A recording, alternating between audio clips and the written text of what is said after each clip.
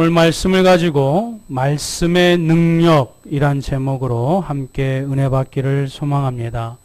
여러분들은 하나님 말씀에 능력이 있음을 믿으십니까? 하나님 말씀에 권능이 있으심을 믿으십니까?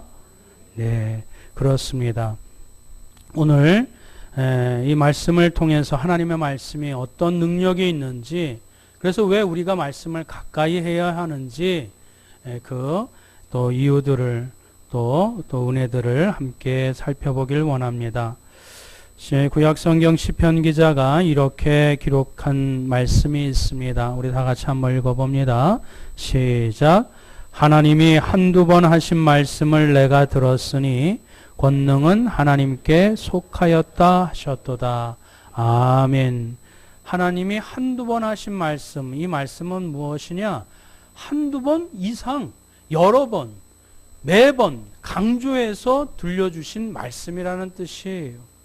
오죽 중요하면 하나님께서 여러 번 반복해서 강조해서 하신 말씀이 무엇이냐?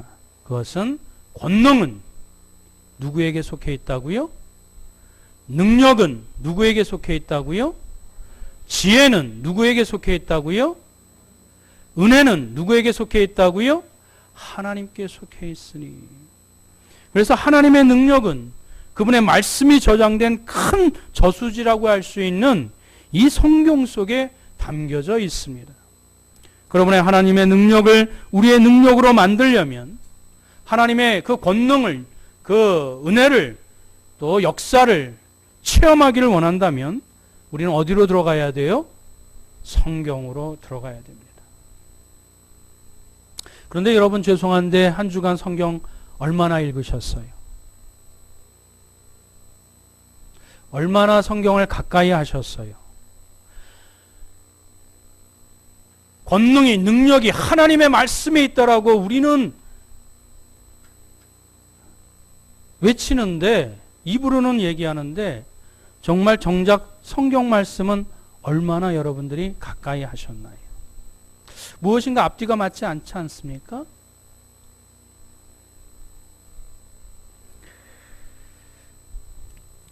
많은 사람들은 능력을 달라고 기도하면서도 하나님의 모든 선한 그 아름답고 거룩한 것은 하나님께 달려 있음을 우리는 믿으면서도, 그 권능이 하나님의 말씀이 있다고 고백하면서도 기도는 하는데 말씀은 가까이 하지 않아요. 여러분들 설교 일주일에 저한테, 담임 목사한테 설교 들으시죠? 나중에 우리 말씀이 또 있지만 믿음은 들으면서 난다고 하는데, 여러분 죄송하지만 저도 제가 해석해서 성경 말씀을 여러분한테 들려드린 거예요. 여러분이 성경 말씀을 듣고 보고 그리고 정말 그러한가 내 삶 가운데 검증하고 부딪히면서 내가 손해를 무릅쓰고 자존심을 꺾고 그대로 한번 해봤더니 하나님의 말씀이 이렇게 역사하더라, 응답됐더라, 그런 것을 내 마음속에, 내 인생 가운데 녹아져야 그 말씀이 체험이 되어지고 말씀이 능력으로 화하게 되는 것이. 저는 그냥 가이드 역할밖에 되지 아니해요. 저에게도 때 묻은, 저에게도 아직 하나님 앞에 다 회개하지 못한 그런 성정을 가지고 내 나름대로 해석을 가지고 여러분한테 들려드렸으니 여러분 그걸 참고하시고 다시 하나님 말씀으로 1대1 대면하여 직면하여 하나님 앞으로 나아갈 시간이 필요한 것이. 그런데 우리는 하나님의 능력이 하나님의 말씀에 있다고 믿으면서도, 고백은 하면서도 하나님의 말씀을 안 읽어요. 손쉽게 앱이나 TV나 라디오나 설교가 나오니까 그걸로 만족해. 천만의 말씀이야. 내가 하나님의 말씀과 씨름해야 돼요. 믿음으로 그 말씀에 그 새로운 세상, 그 은혜의 바다로 뛰어들어서 헤엄쳐야 돼요. 그래야 나의 것으로, 나의 능력으로 믿음이 더 성장하게 되어지는 것이에요. 우리 교육자들도 사역자들도 신학 공부는 했으면서도 사역은 하면서도 우리 직분자들이 직분은 감당하면서도 영적 리더라고 자부하면서도 정작 성경은 소홀히 합니다. 삶에서 열매를 맺기 위해 하나님의 능력은 갈망하는 사람들은 많지만 예수님이 말씀하여 주신 씨는 하나님의 무엇이라? 말씀이라. 그 씨앗은, 능력은 하나님의 말씀이라. 그 말씀하셨던 예수님의 말씀을 기억하는 사람들은 그리 많지 않아요.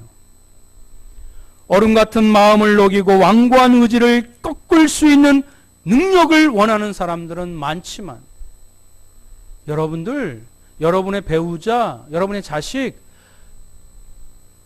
잘 함부로 못해요. 내 핏줄이지만 내가 사랑해서 만났지만 함부로 잘 못해요. 말들도 호숫가, 개울가는 데리고 갈 수 있어도 물 먹일 수 있어요?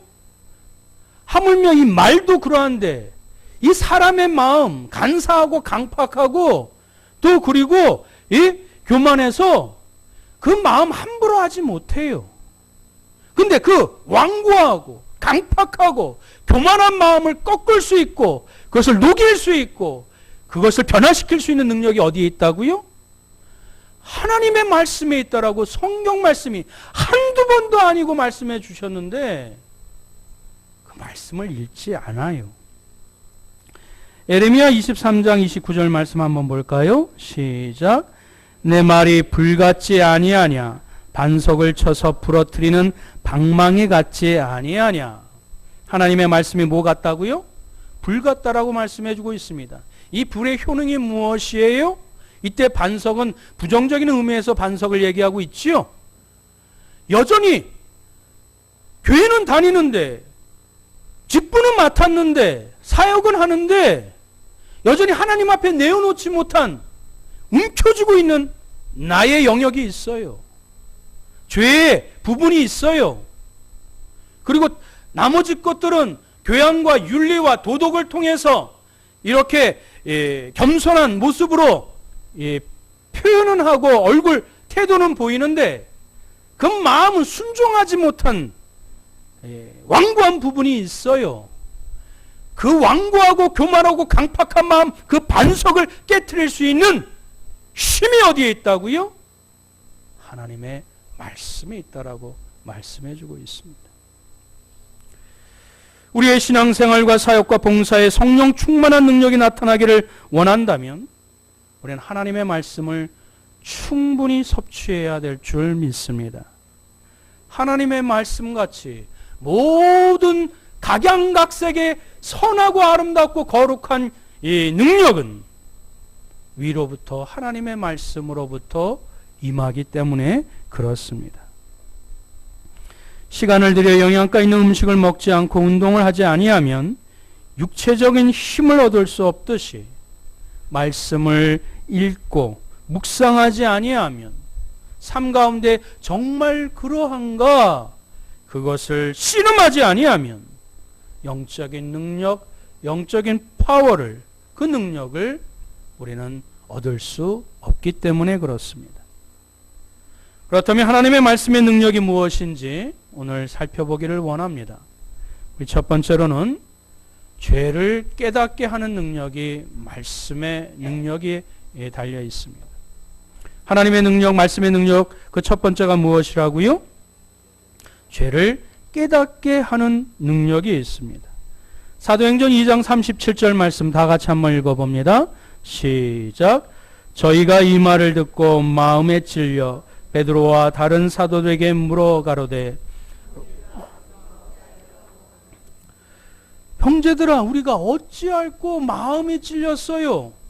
전에는 예수님을 손가락질하면서 지적질하면서 십자가에 못 박아라 손가락질했었던 이 청중들이 군중들이 그 손가락질의 그 대상을 누구에게 돌리고 있어요? 자기 자신에게 돌리고 있어요. 무엇을 들었을 때? 하나님의 말씀을 들었을 때. 여러분, 우리가 기도하고 하나님의 말씀을 읽으면 갑자기 산신령이 금도끼냐 은도끼냐 그걸 우리에게 내려주시지 않아요. 나의 마음을 내가 아직도 하나님의 능력이 임하여져야 되는데, 하나님의 역사가 임하여져야 되는데 아직 내 마음이 강팍해 또 정리되지 못한, 정결치 못한 부분이 있어. 그걸 먼저 쳐다보게 하세요. 그걸 먼저 바라보게 하세요. 그걸 먼저 고치게 하세요. 그럴 때 그 빈 마음, 깨끗하게 정결된, 가지런히 정돈된 그 심령 위에 하나님의 선하고 고결하신 그 능력이, 은혜가 임하게 되어지는 것이, 이게 영적인 진리고 영적인 법칙인 것이. 왜 우리는 죄를 깨달아야 합니까? 죄를 깨닫고 회개해야 하나님의 친밀한 그 만남을 통해서, 하나님의 선하신 분이시잖아요. 순결무결한 분이시잖아요. 절대 의가 되시고 절대 선이 되신 분이시잖아요. 그분을 만나야 뭐가 스파크가 일어나지. 그분하고 함께 해야 내 마음속에 새롭게 요동치는 것이 있게 되는 것 아니겠어요? 하나님과 친밀한 만남을 통해서 이 생과 내세의 축복을 누리게 되는 것입니다. 만약 그렇지 못한다면 시체가 감각이 없는 것처럼, 그 무게를 느끼지 않는 것처럼 하나님의 관계가 끊어져 영적으로 무감각한 사람은 죄의 무게를 느끼지 못하기 때문인 것입니다. 전에도 한번 예화를 드렸었던 것처럼 제가 청년 때 인도권에 구치소가 있습니다. 2달에 한 번씩 이렇게 청년들이 순번제로 가서 목사님을 모시고 예배도 드리고 찬양 인도도 했어요. 그런데 다는 아니지만 예배 드리는 사람들조차도, 물론 그 예배 드릴 때 뭐 간식도 주고 뭐 선물도 주니까 오시는 분들도 있어요. 근데 이렇게 예배 마치고 같이 다과를 나누면서 얘기를 나눠볼 때 자기는 죄가 없대, 억울하게 여기 와 있대. 그런 사람들이 의외로 많아요. 감옥에 왔는데도 그렇게 죄를 시인하고 또 고백하는 것이 쉽지가 않아요. 저 밖에 나가보세요.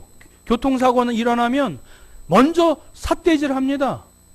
과실 인정하지 않아요. 그것이 세상의 본능이에요.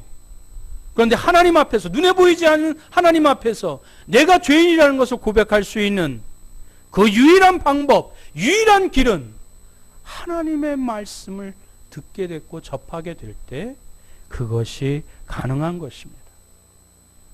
회개의 유용성이 무엇이지요? 저는 가끔, 여러분 컴퓨터 쓰시지요? 바이러스도 체크하고 또 이렇게 PC 최적화도 이렇게 해요. 왜 그렇지요? 그거 하면은 용량도 늘어나고 속도가 빨라져요. 회개가 그러한 것입니다. 내가 하나님 앞에 하나님의 자녀가 되었지만 여전히 이 땅 가운데 하나님 앞에 부끄러운 모습으로 행동하고 언행 심사를 감당했었다면 그것이 죄잖아요.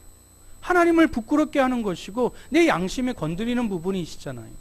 이미 하나님 앞에 회개해서 구원받은 자인다 할지라도 아직 때 묻은 부분들, 또 아직 청산하지 못한 부분들, 그런 것들을 하나님 앞에 회개하고 자복하는, 그럼으로 인해서 더 우리가 새로워지는 그 은혜가 있다라는 것입니다.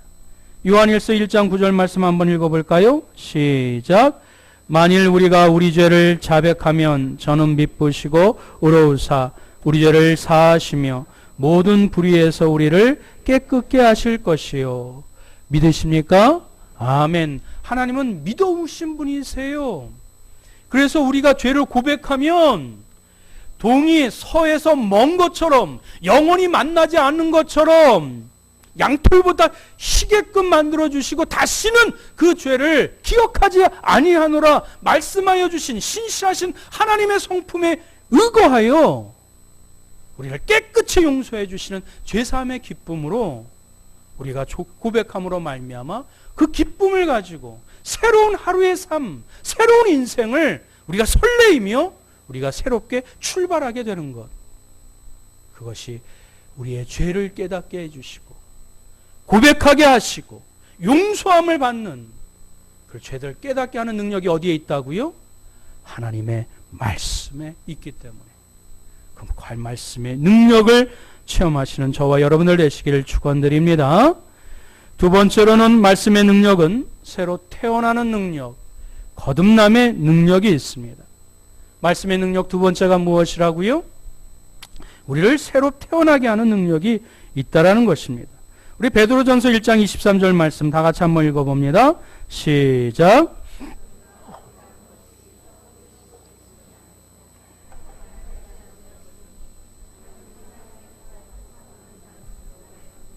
아멘. 우리가 거듭난 것이, 새로 태어나는 것이 무엇으로 된다고요? 하나님의 살아있고 항상 있는 이 운동력 있는 말씀으로 되었다고 분명하게 고백되어지고 있습니다. 근데 여기서 오늘 이 거듭남, 여기에 대해서도 많은 내용으로 우리가 말씀을 들을 수 있으나 거듭남도 두 가지 광의의 의미가 있고 또 협의의 의미가 있어요. 우리가 새로 태어난다. 무엇이지요? 하나님의 믿음으로 말미암아, 예수 그리스도를 믿음으로 말미암아 하나님의 자녀가 되는 것이 새롭게 태어나는 것이잖아요. 그런데 이것은 광의의 의미예요. 근데 우리가 새로 태어났는데 죄를 져요? 안 지어요? 또 지어요. 내가 분명히 예수님 믿어서 구원받아서 하나님의 자녀라는 확신이 있는데 에게 내 배우자가, 내 남편이, 내 아내가 여전히 미워요. 나에게 예전에 상처 주었었던 사람, 부모, 또 이웃사람, 교사, 이 상사, 아직도 마음에 응어리가 있어요. 난 하나님의 자녀가 되었는데 아직 해결되지 못한 영적인 과제들, 또 아직 하나님 앞에 부끄러운 습성들, 습관들, 놓지 못한 부분들이 있어요. 그 하나님의 말씀으로 우리가 묵상하고 가까이 하게 될 때, 이것이 죄구나, 이것이 하나님을 실망시키는 거구나, 근심시키게 하는 거구나 라고 그것을 회개하고 새롭게 변화되는 것, 이것이 또 다른 의미에서 거듭남이라고 얘기할 수 있어요. 앞서 우리가 죄를 깨닫게 하는 능력도 회개지요. 회개도 두 가지 의미가 있어요. 광의의 의미는 우리가 죄를 고백해서 회개해서 하나님의 자녀가 되는 광의의 의미가 있겠고, 두 번째, 우리가 삶 가운데 죄를 지어서 또 회개하잖아요. 여기 아까 읽었었던 자백한다, 고백한다, 그런 의미에서 회개도 또 그런 의미를 담고 있습니다. 그러나 우리 그런 신학자들이 구분하는 것이요, 일반 성도들은 회개나 자복이나 자백이나 매일반이요, 또 여기서도 말씀드렸던 것처럼 다시 태어나는 것, 거듭나는 것, 그리고 새롭게 변화되는 것, 또 시기적으로 또 영적으로 차이가 있지만 그 모두를 아우르는 표현이 여기에 담겨져 있음을 우리는 먼저 선행해서 기억을 해야 될 줄 압니다. 야고보서 1장 18절 말씀에 또 이렇게 기록하고 있습니다. 시작. 그가 그 조물 중에 우리로 한 첫 열매가 되게 하시려고 자기의 뜻을 쫓아 진리의 말씀으로 우리를 낳으셨느니라. 하나님께서 창조주가 되시잖아요. 모든 것을, 만물을 창조하셨잖아요. 그 중에 첫 열매라, 이것은 무엇이지요? 그 모든 피조물 가운데 하나님의 자녀가 되는 첫 열매로 우리 인간을 빚으시고 창조하셨어요. 그런데 자기의 뜻을 쫓아 우리를 낳으셨느니라. 이미 만드셨는데 낳으셨대. 이 거듭남을, 새롭게 태어나는 것을 얘기하고 있지요. 근데 그 새롭게 태어나는 것을 뭐라고 말씀하고 있어요? 무엇으로? 진리의 말씀. 우리를 거듭나게 하시고 새롭게 변화되게 하시는 그 능력이 어디에 있다고요? 말씀에 있느니라. 그럼 말씀을 가까이 해야지. 말씀을 가까이 해야지. 여러분, 말씀을 가까이 하셔야 됩니다. 새로워지길 원하십니까? 변화되길 원하십니까? 그냥 이 모양 이 꼴로 그냥 맨날 쳇바퀴 돌듯이 그냥 자기 반성 가운데 머무르는 삶을 살기를 원하시지는 않을 거예요. 날마다 새로워져야지요. 날마다 새 능력을 체험하셔야지요. 날마다 이전보다 더 영적으로 건강하고 성숙되고 성화된 모습으로 하나님께 나아가야지요. 그 능력이 어디에 있다고요? 말씀에 있다라는 것입니다. 예수님은 또한 말씀해 주셨어요. 사람의 마음은 밭이라고. 여러분과 저는 씨를 뿌리는 자인데 하나님의 말씀의 씨앗이 그 밭에 심겨놓은 씨앗입니다. 하나님께서는 성령을 통해서 그 씨앗이 살아나서 자라게 하여 주세요. 고린도전서 3장 6절 말씀 한 번 더 읽어봅니다. 시작. 나는 심었고 물 주었을 때 오직 하나님은 자라나게 하셨으니. 자, 하나님의 말씀을 듣고 우리가 읽을 때 우리의 마음밭이 옥토와 같이 만들라고 말씀하셨지요. 옥토와 같이 만들어야 돼요. 기경하고 땀 흘려서 돌을 솎아내고 땅을 골고루 해야 하나님의 생명의 씨, 말씀의 씨 떨어져서 거기서 풍성한 열매를 맺게 되는 것이에요. 기경하는 노력을 하지 아니하면 안 돼요. 그런데 나는 심었고 아볼로는 물을 주었을 때 오직 그것을 자라게 하시는 분이 누구시라고요? 하나님이십니다. 성령 하나님을 말씀해 주고 있습니다. 이러한 과정을 통해서 우리가 새 생명이 태어나고 우리가 하나님의 속성과 성품으로 지음을 받았잖아요. 근데 뭐 때문에 우리의 영혼이 오염되었지요? 죄 가운데 오염이 되었어요. 그것을 털어버리고 다시 정수가 되어지고 또 성장하고 성화될 수 있는 것은 바로 그것이 하나님의 말씀인데, 베드로후서 1장 5절 7절 한 번 더 읽어봅니다. 시작. 그러므로 너희가 더욱 힘써 너희 믿음의 덕을, 덕의 지식을, 지식의 절제를, 절제의 인내를, 인내의 경건을, 경건의 형제 우애를, 형제 우애의 사랑을 더하라. 우리는 그냥 믿으면 다 되는 건 줄 알았는데 우리가 새롭게 태어나는 이유가 뭐예요? 그리스도의 장성한 분량에 이르기까지 성장하고 성화시키는 것이 하나님의 근본적인 뜻이에요. 근데 우리는 자꾸 1층, 지금 7층까지 나가야 되는데 1층, 믿음 단계에서 맨날 그 모양 그 꼴이야. 더 성장하지 않아. 더 인격이 새로워지지 않아. 성화되지 않아요. 왜 그렇죠? 말씀을 가까이 하지 않기 때문에. 우리 7층의 인격 형성 다시 한번 생각해 볼까요? 우리의 믿음의 뭐를? 덕을 세우는 믿음을 그 2층에 세우래요. 그 덕에 뭐예요? 지식을, 감성이나 감정에 머무르지 아니하고 그 하나님의 지혜로 우리의 덕에 지식을 쌓으래요. 그 지식 위에 절제를, 겸손의 절제를 쌓아야 되겠지요. 그렇습니다. 여러분, 성경을 읽더라도 여러분 말씀에 우리가 깨달음을 갖고 또 자기를 쳐서 복종시켜서 믿음의 결단을 해서 새로운 변화된 모습으로 나가야 되겠지요. 근데 성경을 지식으로 생각해서 꼭 여러분 세상에서도 책 한두 권 읽은 사람이 더 큰 소리 쳐요. 그래요, 안 그래요? 성경도 한두 권 읽은 사람이 더 큰 소리 쳐. 교회에서. 자기가 더 많이 안다고. 천만의 말씀이야. 성경을 읽으면 읽을수록 더 겸손하게 합니다. 더 고개를 숙이게 합니다. 그 절제의 인내를, 인내의 경건을, 경건의 형제 우애를, 형제 우애의 마지막 뭐예요? 그렇습니다. 결국은 사랑이에요. 사람이 변화되어졌다? 사람이 참 그리스도인이 되었다? 참 사랑이 그 안에 풍성하게 거하게 되고 흘러나오게 되는 것이. 사랑에 넘치는 사람, 성도들 되시기를 축원드립니다.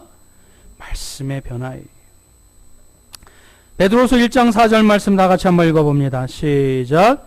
이로써 그 보배롭고 지극히 큰 약속을 우리에게 주사 이 약속으로 말미암아 너희로 정욕을 인하여 세상에서 썩어질 것을 피하여 신의 성품에 참여하는 자가 되게 하려 하셨으니. 할렐루야. 누구의 성품? 신의 성품. 신의 성품이 누구예요? 예수 그리스도의 성품에 참여하는 자가 되게 하려 하셨으니. 하나님이 우리가 언젠가 우리의 생애를 마감하고 저 하늘나라에 갔을 때 우리 하나님이 우리를 따뜻하게 맞이해 주실 거예요.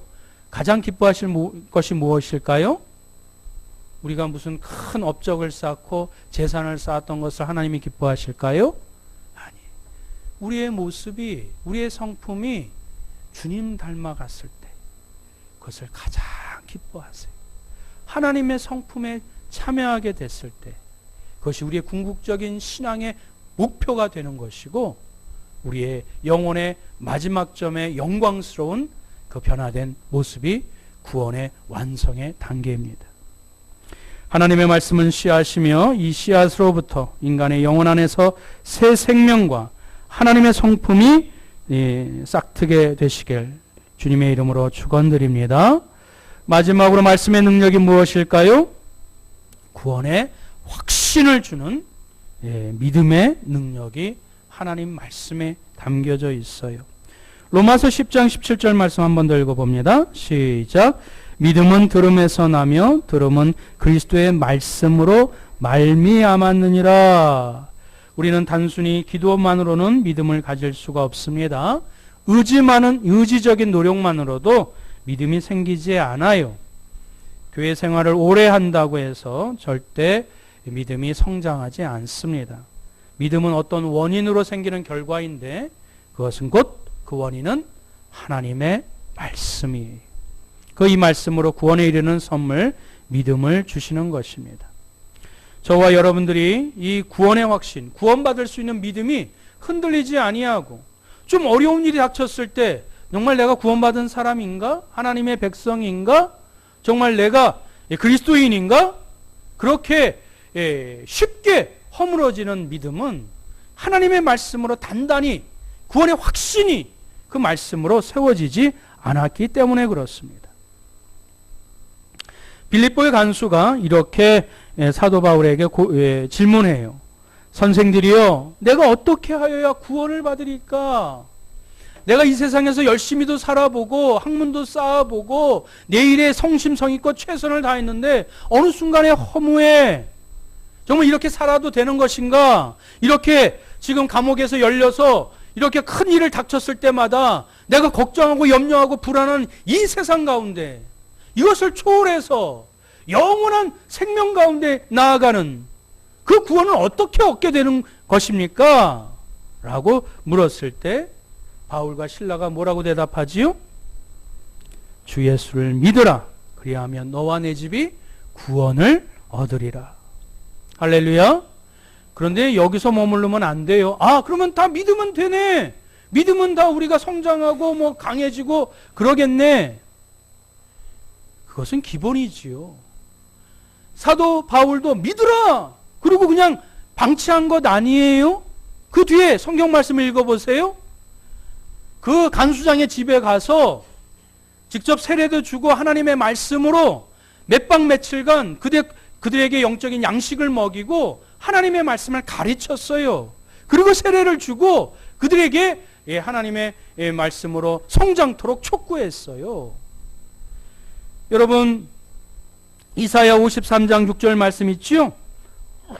우리는 다 양 같아서 그릇 행하여 각기 제 길로 갔거늘 여호와께서는 우리 무리의 죄악을 그에게 담당시키셨도다. 이 말씀이 누구를 얘기하는지 믿고는 싶은데 믿음은 구원받는다는데 믿음의 대상이 누구고 믿음의 내용이 몰라서 에디오피아 내시가 전전긍긍했잖아요. 그때 빌립을 통해서 성령 하나님이 이렇게 연결시켜 주셔서 그 말씀의 대상이 누군지 그 말씀의 내용이 무엇인지 이렇게 말씀을 자세히 설파해서 에디오피아 내시가 무릎을 치고 예수 그리스도를 구주로 영접하고 세례를 받고 자기 나라로 돌아갔잖아요. 말씀을 반드시 받게 되었을 때 그 믿음이 나아갈 방향 그리고 성장해야 될 그 토대 그 기초를 얻게 되는 것입니다. 이 말씀을 베드로전서에서도 이렇게 고백하고 풀어서 설명을 초대교회 성도들에게 말씀해주고 있어요. 우리 다 같이 한번 읽어볼까요? 시작. 진이 나무에 달려 그 몸으로 우리 죄를 담당하셨으니 이는 우리로 죄에 대하여 죽고 의에 대하여 살게 하려 하심이라. 저가 채찍에 맞음으로 너희는 나음을 얻었나니. 그러면서 이사야의 말씀을 그분이 누구이신지, 그 우리가 믿어야 될 내용이 무엇인지 자세히 하나님의 말씀으로 가르쳐주고, 또 그 말씀을 온전히 깨닫고 또 믿음으로 확립할 수 있도록 돕는 이 말씀에 귀한 과정이 있었음을 우리는 잊어서는 안 될 줄 믿습니다. 우리의 믿음은 그냥 공중에 떠도는 그 토대 위에 세워진 것이 아니에요. 이 성경 말씀, 하나님의 말씀 위에 우리가 흔들리지 않는 믿음으로 굳게 세워져야 세상 가운데 조금 바람이 불 때 낮아빠지지 아니하고, 시험에 빠지지 아니하고, 1층에 머무르지 아니하고, 그 7층 사랑의 그리스도의 성품에 참여하는 그런 아름다운 믿음의 역사를 하나님께서 맛보게 해주실 줄 믿습니다. 교회 역사상 기도의 응답에 체험을 했었던 조지 밀러 5만 번 이상 응답받았잖아요. 기도 수첩에 세밀히 적고 응답받았을 때 동그라미 했었던, 그래서 그 개수를 헤아리니까 5만 번이래요. 그래서 조지 밀러가 그냥 기도만 하고 기도 수첩에 적었을까요? 여러분 그 책을 읽어보세요. 조지 밀러는 그 전에도 성경을 읽고 기도할 바를 알고 성령의 인도하심을 가지고 기도 수첩에 적었어요. 그리고 기도하고 나서 또 성경 말씀에 입각해서 또 하나님 앞에 그 뜻이 무엇인지, 또 나아갈 바가 무엇인지 말씀을 붙잡았었던 기도의 용사, 우리는 그것을 가끔 잊어버려요. 이제 말씀을 맺겠습니다. 여러분 주의 말씀이 내 입에 꿀처럼 단적을 체험해 보신 적이 있습니까? 정말 무릎을 치면서 아 그래 이렇게 살아야지 하면서 그 말씀 붙잡고 하나님 앞에 정말 나의 의지를 내가 무릎 꿇고 그렇게 살겠습니다라고 하나님 앞에 서운한 적이 언제 있으십니까? 아직도 내 신앙생활에 성장이 없고 또 감동이 없고 변화가 없으십니까? 그러면 다시 하나님 말씀으로 돌아가야 될 줄 믿습니다. 에베소서 6장 17절 말씀 우리 다 같이 한번 읽어봅니다. 시작. 성령의 검 곧 하나님의 말씀을 가지라. 에베소서에 하나님의 전신갑주를 취하라고 얘기를 하고 있는데 나머지 모든 것들은 방어의 무기들이지요. 그런데 오직 하나는 세상을 향해서 죄악과 싸워서 이길 수 있는 공격용 무기가 있어요. 이것이 검인데, 성령의 검인데, 그것이 곧 뭐라? 하나님의 말씀이라. 이제 가을이 풍요롭다고 얘기해요. 말씀의 풍요로움을 체험하시는 저와 여러분들 되시기를 축원드립니다. 우리 안에서 아무개 집사님, 아무개 성도님, 아무개 권사님 그렇게 호칭하는 것으로 만족하지 아니하고 세상이 우리를 기대고 우리 옆에 있으면 더 유익하고 더 편안하고 더 은혜 가운데 거하게 되는 기대가 우리가 하나님의 말씀에 붙잡힌 바 되어서 그들을 견인해 나가고 선한 영향력을 끼칠 수 있는 하나님의 능력을 선포하는 그 말씀의 능력을 체험하시는 저와 여러분들 되시길 주님의 이름으로 축원드립니다.